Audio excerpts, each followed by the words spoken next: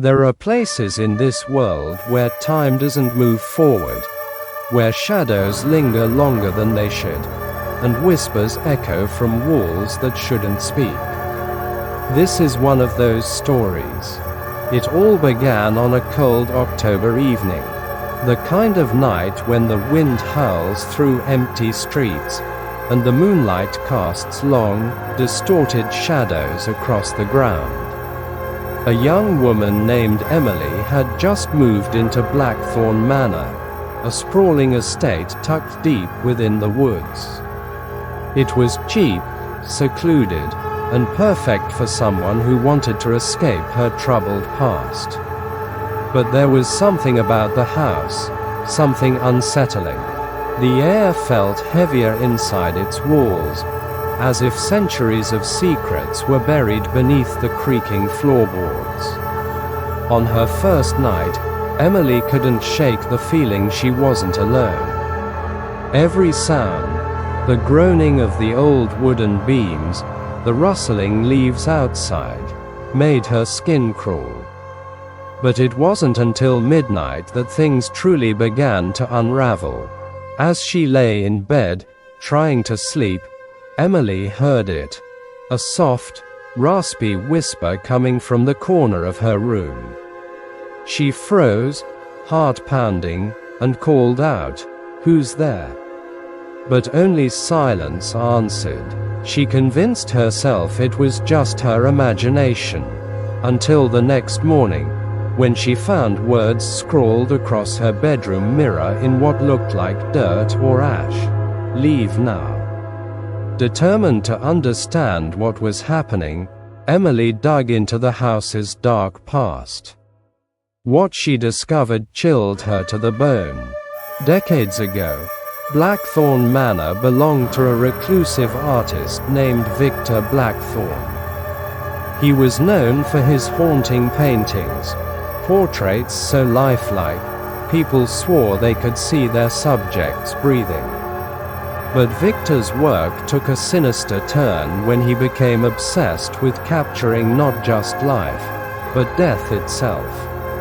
Locals whispered that he used forbidden rituals to trap spirits within his canvases.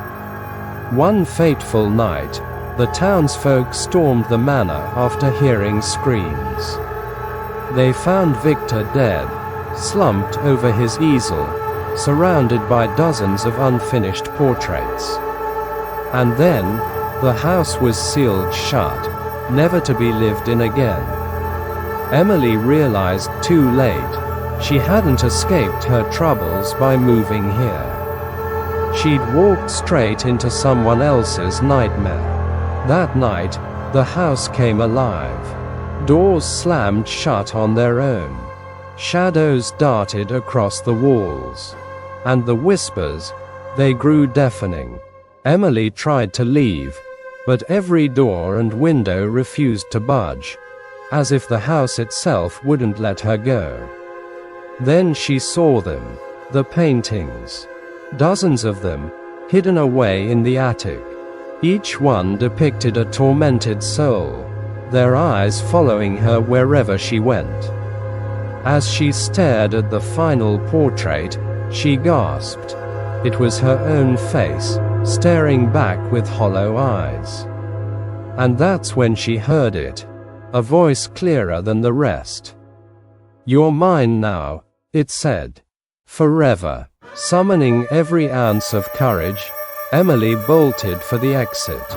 She didn't look back, not even when the screams erupted behind her, filling the night with agony.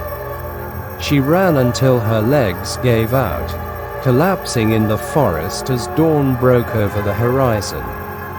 When authorities arrived later that day, they found Blackthorn Manor reduced to ashes. No trace of Emily remained, only the charred remains of Victor's cursed paintings.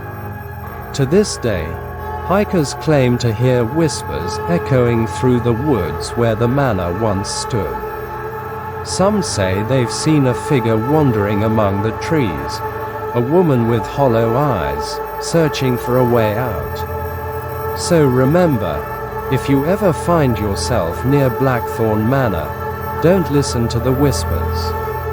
Because once they have your name, they'll never let you go.